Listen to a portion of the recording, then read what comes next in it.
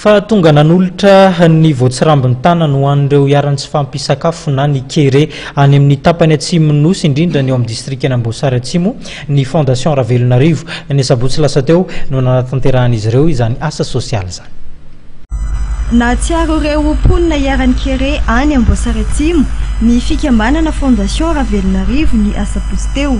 Nijery fotony ny zava-misy any toerana ny fikambanana tamin'izany fitsidiana izany. Misy ihany koa ny fanolorana vary milanja 12 taona, labsy sy kojakoja samihafa ilaina amin'ny fiainana amin'ny mponina andavanandro. Tsy adino ny fikambanana ity ihany koa ny nanolotra masomboly tsy ho an'ny distrikana Amboasary Atsimo ihany fa nahazo ny anjarany ihany koa ireo distrika manodidina. Tonga eto Amboasary Sud moa zany fondation Ravelonarivo dia raha tsika malala fa manohy ny asa soa ataony eran'ny Madagasikara ho an'ireo vahoaka izay sahira rehetrarehetra.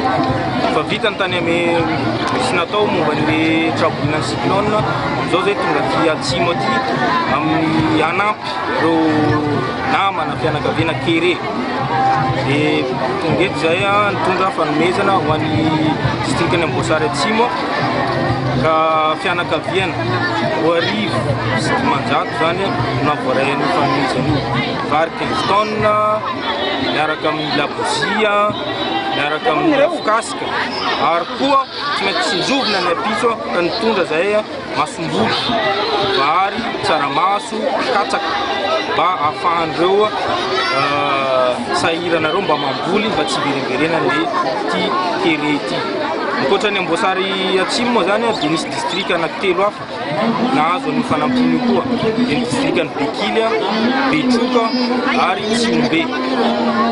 Ka misaotra fondation Ravelonarivo satria mikarakaranay ary mahafantatsy tokere aeto kere maro izahay ty etoana avao hitariko avao ka fanao miakatra ambalika tika ao ivalagna ao sotroy avila bezara ty anaty.